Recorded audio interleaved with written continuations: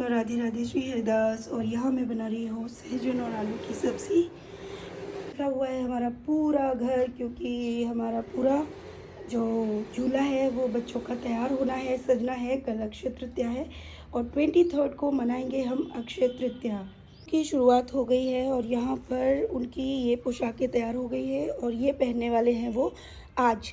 अब अक्षय तृतीया पे अलग पहनेंगे, लेकिन अक्षय तृतीया से एक दिन पहले भी, क्योंकि हमें दहली पूजा भी करनी है, तो वो वीडियो भी आपके लिए बनानी है, तो वो भी देखेंगे। और अभी कुछ चीज़ें बाकी है जैसे सोना सही कर रही है, ठीक है। तो हम ये सारा वीडियोज़ आपके लिए छोटे छोटे शॉर्ट्स करके रख रहे हैं ताकि आपके लिए फुल वीडियो बन के तैयार हो जाए। और आज देखिएगा बच्चों का नया लुक। आज अक्षय तृतीया मनाई जाती है कि छोटे छोटे बच्चों का हो रहा है श्रृंगार, यहाँ लगा रहे हैं वो पाउडर और सब तैयार। तो ये सारी वीडियो मैं एक साथ आपके लिए डालूंगी कि सभी का अपना अपना कार्य और सब कामों में लगे रहते हैं। किसी के पास भी 1 मिनट की फुर्सत नहीं है कि कुछ कर पाए, क्योंकि हमारे पास अनंत काम है, हमें बरसाने भी जाना है और अलग जगह। तो क्या क्या हम कर पाते हैं, तो वो सब करने के लिए हम कोशिश में हैं। लेकिन अभी पता नहीं कि पहले हम कल वृंदावन भी जाना है, और अब पता नहीं प्रभु कहाँ भेजेंगे, हमें ये भी नहीं पता है। अदरक और हरी मिर्च को मैंने पीस लिया है और साथ ही अब हम टमाटर को भी पीस के रख लेंगे। पहले से ही काट के रखे हुए हैं। सहजन को मैंने साफ़ करके रखा हुआ है।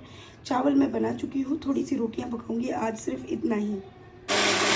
गरम तेल में हम सहजन की जो कलियाँ साफ़ की है इनको हम 2 मिनट के लिए पकाएंगे।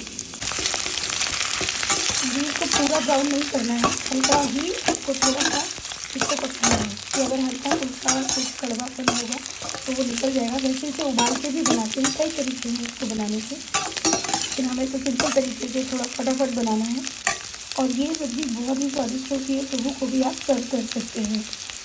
ये देखिए, अब हम इसे प्लेट में निकालेंगे, थोड़ा सा तेल डालेंगे तड़का लगाने के लिए। हमने लिए थोड़ी सौंफ, थोड़ी अजवाइन, थोड़ी सी ये काली दाने होते हैं, इसको क्या बोलते हैं मैं भूल जाती हूँ इसका नाम, और सौंफ, ज़ीरा, और इसका हम लगाएंगे फटाफट से तड़का। यहाँ पर हमने डाल दी है जो पीसा था टमाटर, फ्रेश हरी मिर्च। अगर धनिया हो तो धनिया भी आप पीस के डालिए, बहुत अच्छा टेस्ट है। लेकिन अभी धनिया मेरे पास नहीं था तो मैंने डायरेक्टली यही पीस किया। और अब डालेंगे इसमें मसाले, हल्दी, मिर्च, धनिया, गरम मसाला, सारे मसाले डाल दिए हैं। और अब हम इसको अच्छे से पका लेंगे। और जितने अच्छे से मसाला पक जाता है उसका टेस्ट उतना ही अच्छा होता है। ऊपर से फिर हम डालेंगे नमक भी। मसाले में पकाते पकाते भी आप नमक डाल दीजिए स्वाद अनुसार में।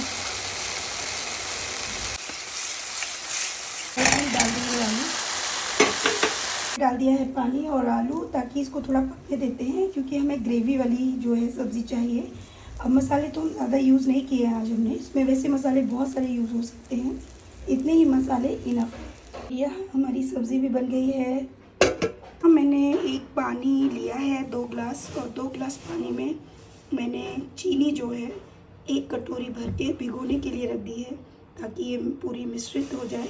क्योंकि इससे जो हम भोग बनाने वाले हैं वही अक्षय तृतीया के दिन प्रभु को उसका भोग लगाया जाता है, जो बहुत ही आसान है। वैसे तो तरीके बहुत हैं, लेकिन मैं आपको बहुत ही आसान तरीका बताऊंगी जिसे आप अक्षय तृतीया के दिन प्रभु को उनके पसंदीदा भोग को उनको अर्पण करें। और इसको हम बोलते हैं सत्तू। अब ये सत्तू बनाया कैसे जाएगा मैं आपको बता देती हूँ। इसमें हम बना रहे हैं चीनी का। ये 3 तरीके से बनाया जाता है, बूरे का और गुड़ का। तो देखिए, गुड़ पे करूँगी तो गुड़ को भी आपको ऐसे ही भिगोना पड़ेगा। और ये तीनों ही चीज़ें जो इनकी तासीर है वो ठंडी होती है, और अक्षय तृतीया पे प्रभु को ठंडी ही चीज़ों का भोग लगाया जाता है। आप खीर भी बनाकर प्रभु को और लक्ष्मी मैया को अर्पण कर सकते हैं, क्योंकि इस दिन जो विशेष पूजा होती है वो लक्ष्मी माता की होती है। साथ ही भगवान कृष्ण के हम अनुयायी हैं, और जब हम कृष्ण को या कृष्ण भगवान की आराधना करते हैं तो लक्ष्मी मैया की आराधना स्वतः ही महत्वपूर्ण हो जाती है। इसलिए हम खीर भी बना सकते हैं। तो अक्षय तृतीया कल है, लेकिन हम आज भी भगवान को इस सत्तू का भोग लगाएंगे। सत्तू के हम लड्डू भी बनाते हैं। और लड्डू बनाने के लिए आपको कुछ नहीं करना है। सत्तू पहले से ही पिसा हुआ भुना हुआ होता है, उसको पीस के रखा जाता है। वो आपको मार्केट में भी मिल जाएगा और आप घर पे भी बना सकते हैं। लेकिन वो विधि पूरा बनाने के लिए मेरे पास इतना अभी पर्याप्त समय नहीं है, इसलिए मैं आपको इतना ही इसमें बता पाऊँगी कि आप। और यहाँ पर ये देखिए हम बना रहे हैं सत्तू का भोग। अब ये कैसे बनेगा, ये बेहद आसान है। इसमें मैंने लिए हैं 2 प्रकार का सत्तू। एक है मिक्स सत्तू जिसमें है चना, जौ और गेहूँ, जो पिसा हुआ है, भून के पिसता है ये, और इस प्रकार ये तैयार होता है। तो इसको आप बनाना बहुत ही आसान है। आपको जो चीनी हमने भिगो के रखी है उसको छान कर आपको इस सत्तू को जितना पतला आपको चाहिए उतना आप ग्लास में घोलिए, और चीनी का पानी, जितना मीठा आप प्रभु को अर्पण करना चाहते हैं उतना मीठा। साथ में आप छोटी सी इलायची भी स्वाद के लिए आप घिसकर इसमें डाल सकते हैं। थोड़ा सा आप केसर भी मिक्स कर सकते हैं उसके रंग रूप के लिए। अब है विशेष बात, इसमें आपको आधा चम्मच घी या 1 चम्मच घी सत्तू में भी मिलाना पड़ेगा, क्योंकि जब प्रभु को अर्पण होता है तो बिना घी के आप इस सत्तू को अर्पण ना करें। एक तो पहला तरीका। दूसरा, आप इस सत्तू से लड्डू भी बना सकते हैं, और लड्डू बनाने के लिए भी हम गुड़, बूरा या चीनी पीसकर हम इस्तेमाल कर सकते हैं। इसमें हमको डायरेक्टली देसी घी डालना है, और ये तीनों चीज़ों में से एक चीज़ डालकर मीठा आप करिए स्वाद अनुसार, जैसा आप प्रभु को भोग अर्पण करना चाहते हैं। साथ में आप डालिए ड्राई फ्रूट्स और साथ में ही इलायची, ताकि खुशबू रहे। और ये लड्डू बन गए हैं सत्तू के लड्डू, जिसे हम दूध के साथ प्रभु को अर्पण करेंगे अक्षय तृतीया वाले दिन, यानी सुबह। और आज भी आप अर्पण कर सकते हैं, क्योंकि आज भी बहुत से लोग अक्षय तृतीया मना रहे हैं, लेकिन हम सब मनाएंगे कल। तो इस प्रकार ये सत्तू जो है भोग में अर्पण किया जाता है। साथ ही चंदन का लड्डू या चंदन का पेड़ा बना के भी आप प्रभु के चरणों में रख सकते हैं। वो कैसे बनाया जाएगा, अष्टगंध चंदन या फिर गोपी चंदन या जो भी चंदन आपके पास अवेलेबल है, आप उस चंदन को पीसिए, एकदम महीन करिए, छान लीजिए। उसमें आप लेंगे कपूर, जो पूजा में इस्तेमाल होता है। आप उसकी खुशबू जितना डाल सकते हैं उस चंदन में मिक्स कीजिए। थोड़ा सा केसर का पानी या सूखा हुआ केसर पिसा हुआ आप मिक्स कीजिए। इससे क्या होगा, जो चंदन बनेगा उसका रंग पीला हो जाएगा, जो देखने में बेहद सुंदर खुशबूदार बनेगा, सुगंधित। तो वो चंदन को आप पेड़े बनाइए, और वो पेड़े हम प्रभु के चरणों में रखेंगे। अगर आप पेड़े नहीं बनाना चाहते हैं तो आप डायरेक्टली चंदन भी लेकर प्रभु के पास रख सकते हैं कटोरी में। तो कोई आवश्यकता नहीं है कि आपको लड्डू ही बनाने हैं। तो ये एक तरीका है प्रभु को ठंडक पहुंचाने का। साथ ही आप प्रभु को, मैंने बता ही दिया है कि प्रभु को आप पैरों में चंदन लगाइए। अगर आपके घर में अधिक श्री विग्रह हैं तो आप एक का श्रृंगार कर सकते हैं, सभी का श्रृंगार करने की आवश्यकता नहीं है।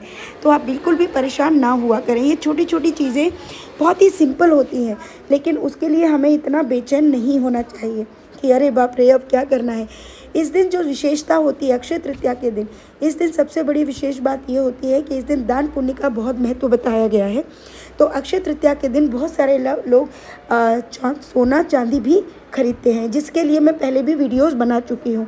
लक्ष्मी मैया और भगवान कृष्ण की पूजा की जाती है, विष्णु भगवान यानी उनके उस स्वरूप की, ताकि मनुष्य के यहाँ वैभव की कमी ना रहे। साथ ही साथ ये परशुराम जी के छठे अवतार के रूप में भी मनाया जाता है। तो इसलिए हमें इस उपलक्ष्य में प्रभु को हर चीज़ उनके पसंदीदा अनुरूप करनी चाहिए। लक्ष्मी मैया को खुश करने के लिए आप जल से उत्पन्न चीज़ों का भोग अर्पण कर सकते हैं। जैसे एक लोटा पे आप नारियल रख सकते हैं, पानी भर के आप मैया को अर्पित कर दीजिए, और उसके बाद भोग प्रसादी जो आपने बनाई है ये अर्पण कर दीजिए। बस इतनी ही चीज़ों से माता प्रसन्न हो जाती है और भगवान कृष्ण प्रसन्न हो जाते हैं, और हर मनुष्य को अक्षय पात्रता का वरदान देते हैं। अब दान पुण्य क्या होता है, दान पुण्य कई प्रकार का है, मैंने पहले भी बताया। अन्नदान, वस्त्रदान, सोना चांदी आभूषणों का दान, श्रम दान, मानसिक दान।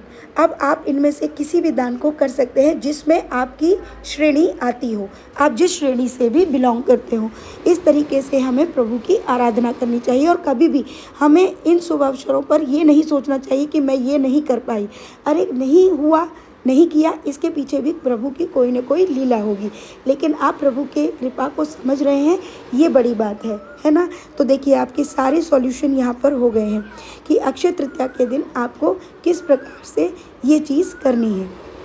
अब ये सब भोग प्रसादी सब बनकर बच्चों ने भोग किया ही था, तब तक भैया भाभी आ गए और उन्होंने अक्षय तृतीया के स्वरूप उनकी भाभी ने प्रिया जी को ये सुंदर सी साड़ी अर्पण की, साथ ही उनको 16 श्रृंगार जो है उनको अर्पण किया, श्यामा को और प्रिया जी को। तो ये सब उनके भाव स्वरूप राधा रानी के कृपा उन पर हुई, जिसके कारण उन्होंने ये सब राधा रानी को अर्पण किया। साथ ही भैया ने राधा रानी के लिए एक छत्र जो है अर्पण करने के लिए कहा है, तो वो भी अर्पण होगा।